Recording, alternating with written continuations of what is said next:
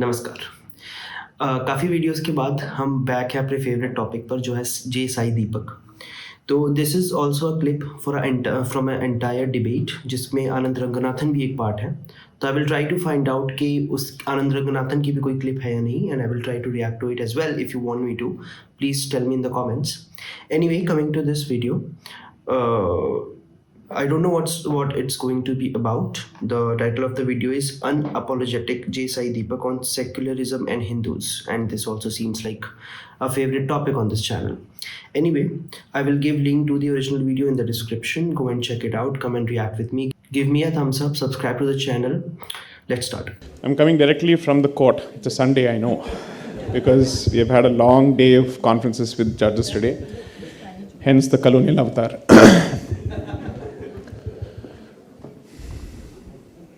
So there's a bit of exhaustion here, but Swapan Das Gupta, sir, never fails to say the right thing. He's fantastic in what he said, because I think that's most important. He touched the nub of it. So you've got facts from Dr. Jain. You've got the meta aspect from Swapanda. You've got AK-47 from Anand. Anand has lost a lot of weight, it seems, because he recently had a heart attack, and I think the doctor advised him to do so. So he probably got on a healthier diet and lost some weight. Just connect all these, because I think that is the advantage of going at the fag end of it. What Swapanda refers to as irreverence is 100% correct, and it's irreverence that comes from being the 90s kid who saw your history being massacred in textbooks. Enough is enough effectively captures our sentiment. From there, you go and you try and arm yourself with knowledge so that you're in a position to disseminate it. Each time you try to present something about your history, the first thing that is missing is empathy, and the first thing that is present is judgment. I don't care for what others think, and this is the sentiment from the Hindu community. So Anand blames politicians, I am blaming the Hindu community. No other community, when presented with this kind of horrendous genocidal massacres that it has survived, reacts with this kind of judgment towards its own ancestors. They were defeated because they were cowards. They were defeated because they lacked Kshatriya spirit. They were defeated because they were divided. They were defeated because they were casteist. They were defeated because they were patriarchal. You can't find nothing positive about your people. What is the point of history if it doesn't take you closer to your people? When we mention defeating, I think they are referring to first the European colonial powers, and before that they were Islamic invaders. Both were colonial powers themselves, like the Mughals settled up here, and they were Islamic invaders in the beginning, and then they proceeded to colonize us further, and then the Europeans came and they also colonized us in the same manner. So when we are talking about defeats, we are talking about the Hindu defeats on the hands of the Mughal powers first, and then on the hands of European colonizers. But before that also, we were defeated several times by the Islamic invaders. Now, when I say we, I mean some of the Hindu rulers who used to live in the north of the country, not India as a whole united against them. And that was something that we faced drastically in the ancient times. But they were not colonizers. They looted and they left. But here we are specifically talking about colonizers. What is the point of it? If history is meant to be another weapon or a stick that you use to settle scores on social media, burn it. It has no purpose according to me then. If the point is to settle, let's say, debates on social media or in friend circles or to massage your own bloated egos, what is the point of it? How are you remotely doing justice to all the efforts that Dr. Jain has just pointed out? If people shed their blood, their lives, their women, their children, their men, everybody under the sun to protect the Murti, And hundreds of years later, today we have a debate within the Hindu community whether we should take back all the occupied sites. Why should you read history if this is your reaction after becoming aware of the kind of the trouble that we've gone through to recover one place? So what is this about? So is history your weapon to beat the Congress? Is history your weapon to beat the left? Is history a weapon to beat your friend who's a leftist or a Marxist or a communist? Is history a weapon to go closer to your ancestors? Where is the sense of empathy in trying to understand your own people? He mentioned about defeating your friends, and which reminds me of an incident that happened with me recently. I had an argument with a friend. It started off as a comparison between the states. He pointed out that the north part of the country, especially the cow belt, so to speak, Uttar Pradesh, Bihar, Rajasthan, or maybe, they are very underdeveloped when compared to the south of the country, or let's say the east. So I pointed out that this region has always been a subject to invaders. It has been continuously looted. So as a result, we have lost a lot of our culture along with the wealth. So he said, "Why did you lose then? Wasn't it your fault that you lost? Were you cowards?" So that was the argument that he mentioned, and was mentioned by my friend as well. So I would just like to say, with this logic, with this argument, can we justify the invasion of Middle Eastern countries by America? Can we say you are cowards? Can we justify the genocide of Palestinians by Israelis? Can we do that? So if it applies in a certain scenario, it should apply in the other scenario as well. So keep both the things into consideration, because these are the kind of people who will go and cry about Palestinians being killed by Israelis. These are the kind of people who will go and cry the imperialists of the Western countries by citing the invasions on Syria, or let's say Libya, or other Middle Eastern countries. So you have to be consistent with your argument. That is the curse of Indian historiography today. Our reasons for wanting to set right history are fundamentally wrong. Why do you want it in the first place? The opening video that was going on when we sat here, I'm sorry to say this, I mean no disrespect, I found it very difficult to sit through that video. To reduce the sacrifices and the troubles of your ancestors to mere cliches and stereotypes is not done. And the worst part of our history is that it is not in the past, it is a continuing present. The challenges of the past continue today. Perhaps if you were a geographically isolated, let's say, region, so to speak, you can still afford to look at your past with a sense of, let's say, archival sense, in the sense you can look at it, hua tha. So I need to understand in an academic sense, kya hua tha. Everything that has happened is repeating itself. काल चक्र फिर से वहीं पे आके खड़ा हो चुका है. The 1920s, according to me, are no different from the 2020s. The only question that I've been constantly asking myself is, at least at this juncture, will we take the right decision instead of making the mistakes of the past? And therefore, when I look at history, I'm blunt about the fact that I'm looking at weaponizing the Hindu mind. I'm absolutely blunt about it from a societal perspective. अब कुछ लोग इसकी clip निकाल के चला देंगे. If you still don't know how to look out for your interest, you deserve everything that you have suffered and everything that will come your way if you don't learn from it. Somebody has to say this.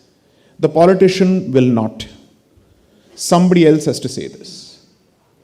I'm the last person as a lawyer to discount the importance of power. I'm the last person to say, in the larger picture, in the big picture, in the calculus, it doesn't matter. 100% it matters.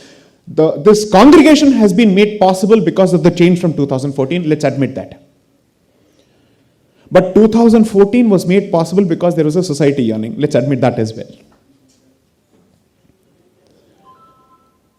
The verdict of 9th of November 2019 was made possible because of 496 years of Jaddojahed by generations of people who did not know whether they'd be remembered or not. Lawyers will get their visibility. He's talking about the Ram Mandir verdict. Judges will get their visibility. Who is going to talk of the Nihangs and everybody else who fought for 400 years? There was a time when both these communities were fighting together to protect the Kshetra. Can you say the same thing about Punjab of today? Too uncomfortable a fact? Therefore, history is important for Bharat. I don't care whether history is important for anybody else or not. It's extremely crucial for Bharat. Now let me just share a few points based on what Swapanda pointed out. When he quotes Dalrymple's position on Ashoka being half Greek, why is it that there is this dying need on the part of this white man to look for everything that is white, even in Bharat's history? So there's a fantastic book of Thomas Troutman. You should read it. It's a series of books that he's written on the Aryan invasion theory, its origins. You will never be able to understand the caste debate without understanding the history of Aryan invasion theory and vice versa. Remember that. When you're reading Indian history, that is the thumb rule. So when these people come to this country, they're like, we have colonized so many places. It's like the juggernaut of the Australian team finally being defeated in Calcutta. It comes here, and then it's asked, these guys are boggled. This fellow is black. He is an idol worshipper. He's a polytheist. And still he is culturally and spiritually superior to us. That question is repeated over and over again in their personal correspondence because they're hoping to find a fully inferior civilization, which is a defeated civilization. But a defeated civilization is not necessarily an inferior civilization. That is the realization that leads them to the point. If they are superior in some way, then that superiority must be traced back to us. And hence starts the reverse engineering of Indian history by bringing in the Aryan angle that everything that white stands for victory, and therefore at some point some fellow who was white would have come here, inseminated the blood here, and from there these guys must have become victorious. For those who don't know what the Aryan invasion theory is, it is basically a theory in which it says that the Brahmins or the upper caste people who now live in India are not the native people of this land, and they have migrated from Europe in the ancient times. I reacted to one video, which was a podcast clip of Smita Prakash, in which she's talking to an archaeological expert, and he's talking that the recent findings in Sinoli completely obliterate this Aryan invasion theory, which was already discredited by other archaeologists. But these recent findings completely puts a nail in the coffin of Aryan invasion theory. People who were claiming that the upper caste people are Aryans who invaded this land in some ancient times have proven to be wrong, and this is the reason for the theory in the first place that J Sai Deepak is now mentioning. That is this dying need. So around that period they had something called the Tree of Civilization. The Tree of Civilization is the mapping of different civilizations based on their superiority and inferiority, which they had mapped for themselves, and who you think would be at the top of that particular pecking order. It has to be the white man. How is this entire thing worked out? Language becomes the basis for understanding somebody's race. Their inability to wrap their heads around Sanskrit leads to the conclusion that Sanskrit must necessarily be a white contribution and therefore an Aryan contribution. And from there starts the analysis of the Aryan invasion theory. We continue to spew this nonsense in today's Dravidinist politics in the South. This is...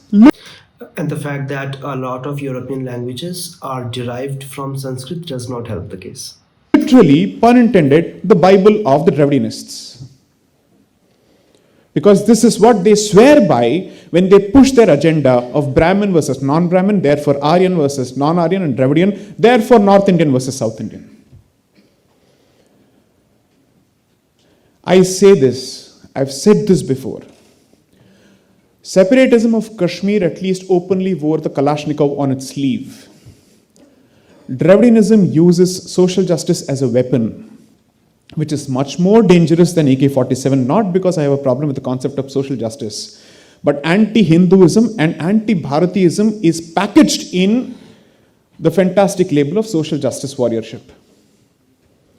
So my suggestion would So your position of hatred will be justified by your position of patriotism. You will justify your cruelty by saying to yourself that you are doing it for a greater good. be try to use these platforms as moments of creating more actual, practical, weaponizable scholarship as opposed to creating cults around anybody. If you're truly a land of seekers, then seek the truth and have the guts to present the truth regardless of who is in power. If you choose not to do that, to quote the adage of the colonizer, you're being penny wise and pound foolish. And in the long run, forget the long run. In the next 25-year cycle, which is supposed to be the touted Amrit Kal, you will see everything that transpired in 1924 leading to 1947 repeat itself. I have no interest in burnishing my secular credentials under any circumstances, regardless of who is in the audience. I'm more interested. The period that he just mentioned is referring to the period where there was a rise of this two-nation theory and which subsequently led to the partition. So that is the period he's referring to. In securing the safety of my people, and my people are the Hindus, period. If you don't operate with that sense of realism, बेचते रहिए सर्वधर्म. Now finally, I want to come to Sai Deepak, and I want to change the topic a little, which you haven't touched, maybe because of the paucity of time. Is that the division within the Hindu community is there with respect to this temple exposes the fundamental Christianization of the Hindu mind, wherein it fails to wrap its head around the diversity of energy spaces within Hindu dharma. That's one. But you see, the one important conversation in this entire thing that needs to be bridged and addressed, and here I'll play the peacemaker between Swapanda and Anand, is just this. The fact of the matter is, fortunately or unfortunately, there is only one political vikalp as far as Hindu interest is concerned as on date. From a larger Hindu perspective, is that good for us? According to me, no.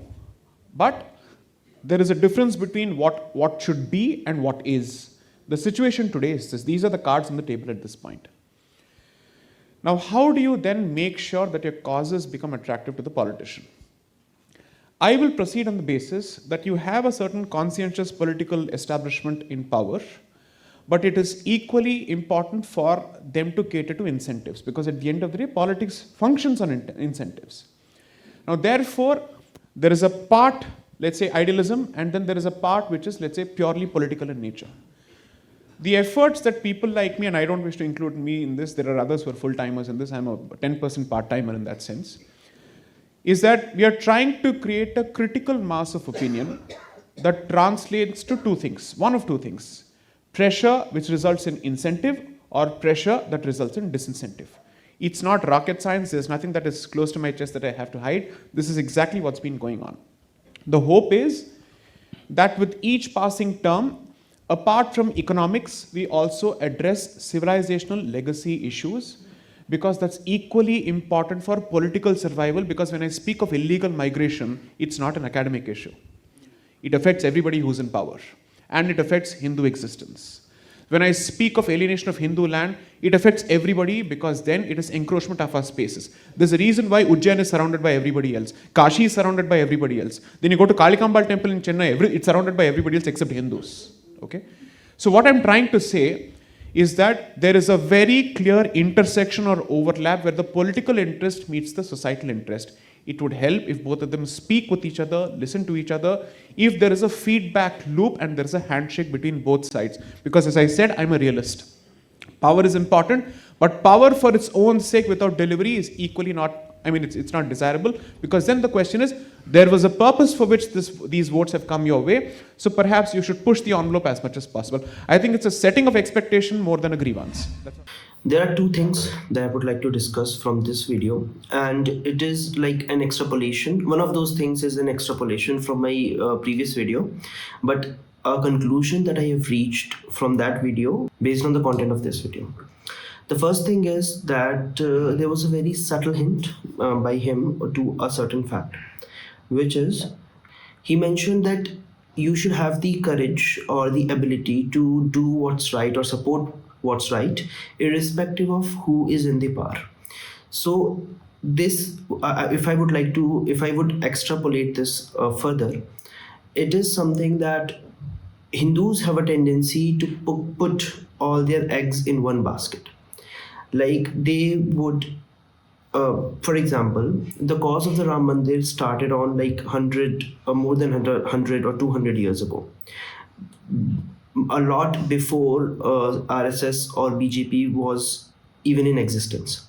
So the interests of the Hindus should not be represented by only one or two organizations. We should have the ability to branch out. We should be versatile in our approach. We should have multiple organizations who are looking out for our interests. By our, I mean Hindus. So if we take BJP, for example, BJP has now become like a political organization. So they have the incentive to be inclusive, to not particularly look out for the interest of Hindus only, because they have to think realistically in terms of vote, in terms of power. So we need certain organizations on ground who are looking out solely for Hindu interests.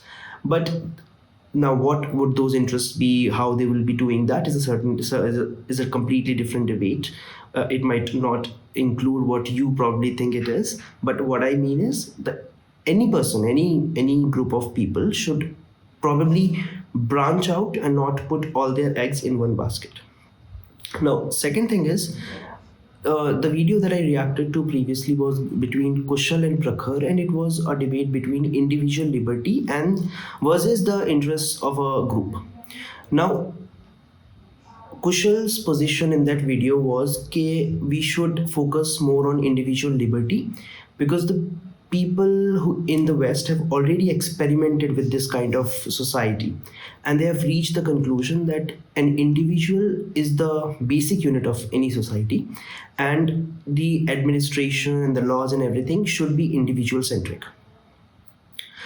Or what I mean is, his whole position is based on the fact that the people in the West have already experimented with it. They are the smart people, and if they have reached to that conclusion, then probably they're right.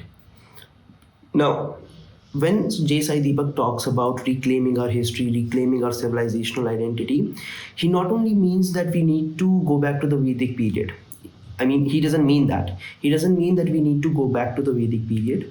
What he means is that we should have that knowledge of our abilities, our capabilities in the past, so that we do not live under that inferiority complex, the same inferiority complex that Kushal employs in reaching to the conclusion that the people in the West are so smart that if they have reached to a certain conclusion, then they are probably right. So these are the two things that I wanted to discuss. I hope you got my second point. I am not sure how well I was in conveying that. Anyway, if you like the video, then give me a thumbs up. Thank you for staying till the very end, and I'll see you guys in the next one.